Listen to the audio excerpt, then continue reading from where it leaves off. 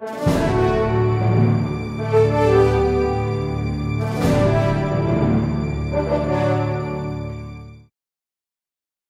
Bapak Ibu Saudara sekalian, pemirsa dari Auno Jogoto Channel dalam acara Wisdom Tuhan berkati berlimpah-limpah. Apa kabar? Saya hari ini dalam kesempatan ini belum terlambat dong Bapak Ibu ya, mengucapkan selamat merayakan Natal dan selamat memasuki tahun baru 2024. Tahun yang penuh kebaikan Tuhan, tahun yang penuh dengan kesejahteraan daripada Tuhan melingkupi Anda senantiasa. Bapak Ibu, di tahun 2024, tahun yang bagus sekali Bapak Ibu, karena kita sedang menantikan Tuhan akan datang kali yang kedua, kita akan melakukan pekerjaan Tuhan. Pekerjaan Tuhan perintahkan pada kita, Anda harus berlari, bergerak, dan bertindak demi kerajaan Tuhan. Bapak Ibu, biarlah visi yang Anda dapatkan daripada Tuhan, Anda terima. Nah, Bapak Ibu, di bulan ini saya sudah memberikan 4 topik. Yang pertama adalah khotbah, Bapak Ibu. Pesan-pesan Tuhan yang saya terima, nanti kelak dalam bulan berikutnya, kalau ada seorang rekan, seorang teman, seorang handai tolan yang bicara mengenai kepada saya, mengenai sebuah visi yang Anda perlu dapatkan, saya akan bagikan pada Anda. Supaya kita semua mengerti, tidak ada saya tutupi Bapak Ibu, supaya Anda semua mengerti visi itu, dan kita bisa bersama-sama melakukan bagi nama Tuhan. Bapak Ibu, yang berikutnya adalah saya meninggalkan 3 bagian, tentang hari Kamis juga, saya bicara mengenai banyak hal, yaitu banyak ada simbol-simbol yang saya katakan. Bapak Ibu siapkan saja kertas dan catatan Anda dan alat tulis Anda supaya Anda bisa belajar diulang berkali-kali supaya Anda boleh mengerti itu lebih lagi dan lebih lagi. Nah Bapak Ibu, Anda yang sudah mendapatkan firman ini, Anda harus bekerja, bergiat, berusaha bagi Tuhan, dan Tuhan akan menolong Anda melakukannya. Bapak Ibu, terima kasih Anda sudah memberikan doa, daya, dan dana bagi kami. Itu adalah sebuah anugerah bagi kami melakukannya bagi pekerjaan Tuhan yang lebih baik lagi. Kami akan menjaga supaya itu dilakukan benar-benar untuk kemuliaan nama Tuhan. Bapak Ibu Saudara sekalian, hari ini izinkan saya berdoa bagi Bapak Ibu Saudara sekalian. Izinkan saya melepaskan berkat bagi Bapak Ibu Saudara sekalian, supaya hidup Bapak Ibu diberkati berlimpah-limpah. Bapa di sorga, dalam nama Tuhan Yesus, Engkau yang mengasihi umat-Mu, Engkau mengurapi umat-Mu, membimbing umat-Mu, dan menjamah umat-Mu, supaya kami boleh kuat, kami boleh menjadi umat yang berkemenangan, sehingga masalah tidak mendekat pada hidup kami, selain daripada Tuhan untuk membentuk diri kami, untuk menguji kami. Kami dijauhkan dari semua perbuatan kuasa kegelapan, semua kenajisan disingkirkan dalam hidup kami, supaya kami menjadi baru dan senantiasa available, sedia untuk kerajaan Tuhan. Diberkatilah engkau, diberkatilah perbuatanmu, apa yang kau buat Tuhan dijadikan berhasil, sehingga tidak ada lagi seseorang pun yang akan menghalangi jalanmu untuk berlari. Terpujilah nama Tuhan. Engkau yang sakit, engkau akan segera pulih dalam nama Tuhan Yesus. Engkau yang mengalami kekurangan akan dipulihkan, sehingga kecukupan akan memasuki hidupmu. Engkau akan membayar hutang-hutangmu sampai lunas, asal engkau berkata, Tuhan adalah penolongku. Tuhan adalah janji yang aku terima dari sepanjang hidupku. Saudara kasih Tuhan, anugerah Tuhan limpah dalam hidup ini, dan saya berdoa biarlah engkau diberkati berlimpah-limpah dalam nama Tuhan Yesus. Terpujilah nama Tuhan. Shalom Bapak Ibu Saudara sekalian. Shalom Bapak Ibu Saudara sekalian, pemirsa dari Auno Jogoto Channel, Tuhan berkati berlimpah-limpah. Apa kabar hari ini? Ini masih suasana tahun baru Bapak Ibu. Ya, ini suasana yang baik sekali. 2024 adalah hal yang baik. Hari ini kita membaca kitab Wahyu. Kalau Anda bicara suka akhir zaman, Bapak Ibu Anda membaca dalam kitab Daniel dan kitab Wahyu. Kitab Wahyu adalah kitab penting untuk bicara akhir zaman, walaupun banyak simbol di sana ya Bapak Ibu. Nah, untuk kitab Wahyu, pewahyuan, kitab Wahyu ini ditulis adalah apokalipsis, dalam bahasa Inggris apokalipse, atau apa yang Anda sebutkan dalam bahasa Yunani adalah apokalipsis. Apokalipsis. Nah, dalam bahasa Yunani ini, kata apokalipsis sebetulnya merupakan ada 2 kata, yaitu apo dan kalupsis. Jadi ada 2 kata di sana. Nah, kata-kata itu, kapo adalah bukan remove, membuka, merobek. Bukan merobek ya, kalau merobek kalau keras, tapi ya bisa juga remove atau menyingkirkan atau membuka begitu.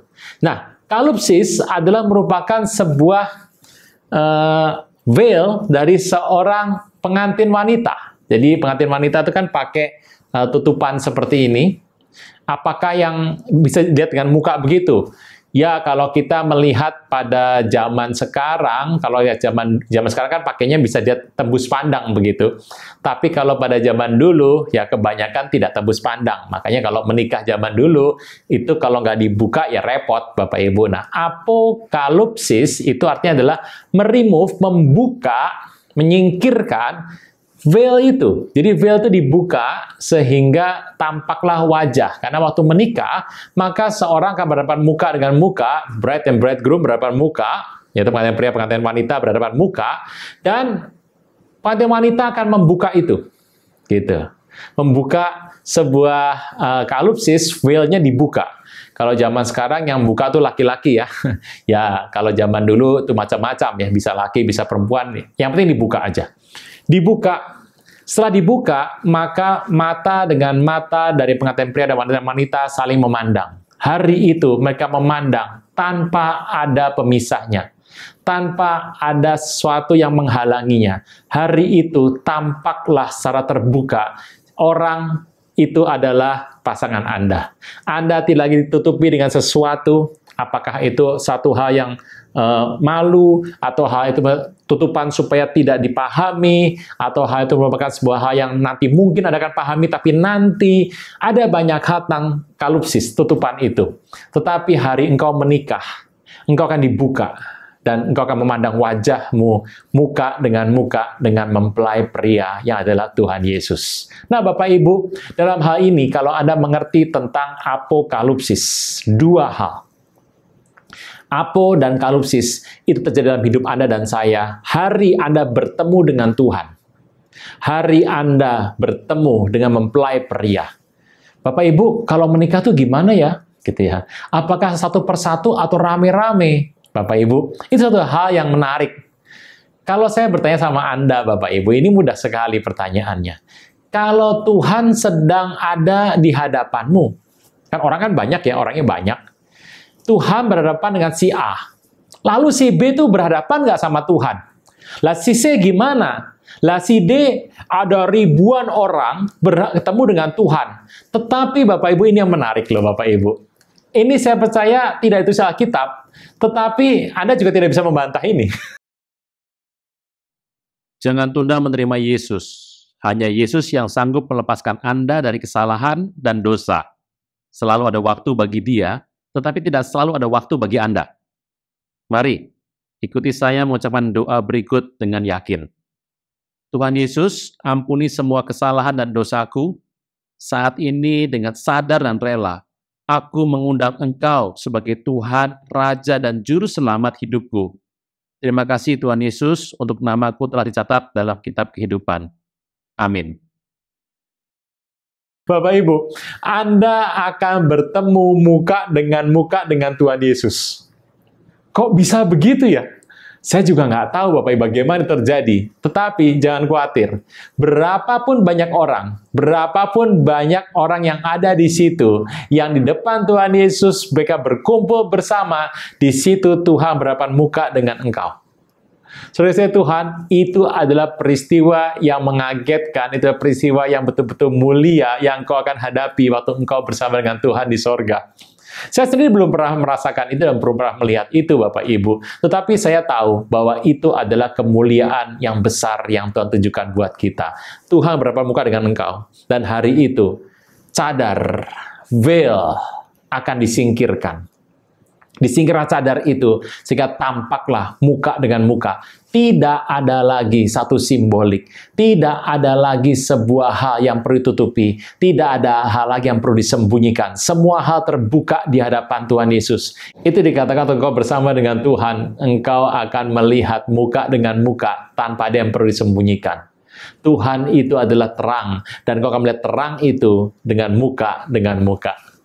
Dalam pernikahan Ibrani, maka peristiwa seperti ini. Setelah masa yang dipisahkan cukup lama, pada pernikahan Ibrani itu pengantin pria dan wanita terpisah Bapak Ibu. Setelah mereka perjanjian akan menikah, mereka terpisah dalam waktu yang lama. Waktu mereka terpisah dalam waktu yang lama ini, sudah begitu lama mereka terpisah, hari itu mereka akan disatukan kembali. Dan yang dibuat oleh mereka pertama waktu bertemu, itu bukan menikah langsung Bapak Ibu. Dalam pernikahan itu mereka berhadapan muka dengan muka. Nah, hari berhadapan muka dengan muka, maka itu yang diambil. Cadarnya akan dibuka. Kenapa cadar itu harus dibuka? Kenapa penghalang yang ada di antara pengantin wanita dan pria itu harus dibuka? Itu merupakan hal yang penting sekali dibuka, sebab itu akan membuka semua lembaran, dan hari itu kau melihat pandang wajah dengan wajah, muka dengan muka, wajah Tuhan dan wajah Anda. Tidak ada lagi kepalsuan. Tidak ada lagi satu hal yang Anda tutupi. Anda terbuka karena hari itu engkau akan menikah dengan pengantin pria Tuhan Yesus.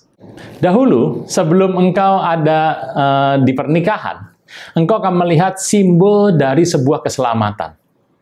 Engkau akan melihat anugerah Tuhan yang disimbolkan. Bapak Ibu, walaupun di Alkitab kita tidak dikatakan hal itu, tapi saya melihat ada banyak simbol yang Tuhan katakan di Alkitab.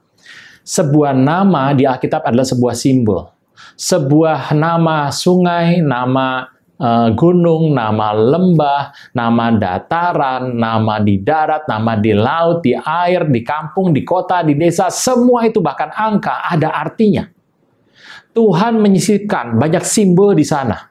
Dan simbol-simbol itu kalau kita pelajari, kita akan mengerti. Satu persatu kita pelajari, tapi butuh waktu yang lama, Bapak Ibu. Apalagi kalau kita belajar PB dan belajar PL. Apa yang terjadi di PL akan terjadi di PB. Nah, itu bagaimana terjadinya? Anda harus mengulang itu. Bapak Ibu, dalam banyak hal di acara kita sudah dibahas banyak hal yang terkait dengan simbol, walaupun belum semua.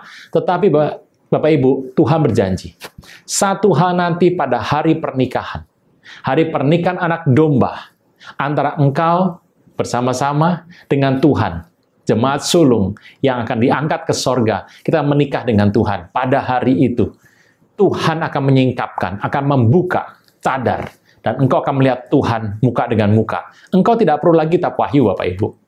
Engkau tidak perlu lagi kitab Matius.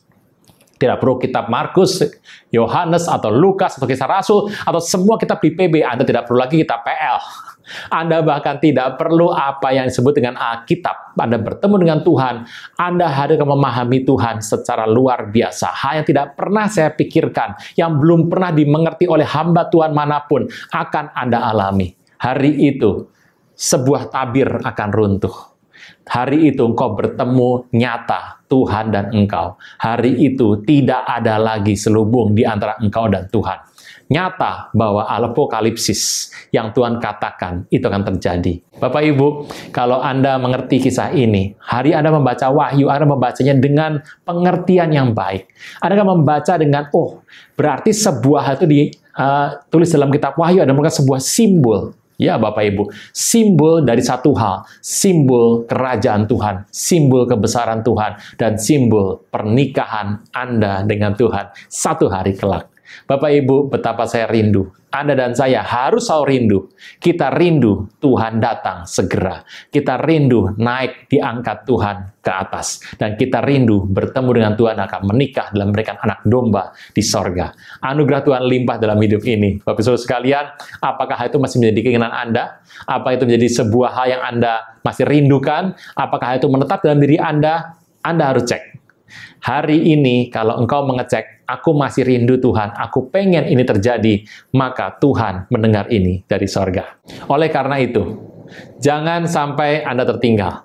Anda harus tetap merindukan Tuhan, dan itu akan terjadi dalam hidup Anda dan hidup saya. Terpujilah nama Tuhan. Shalom.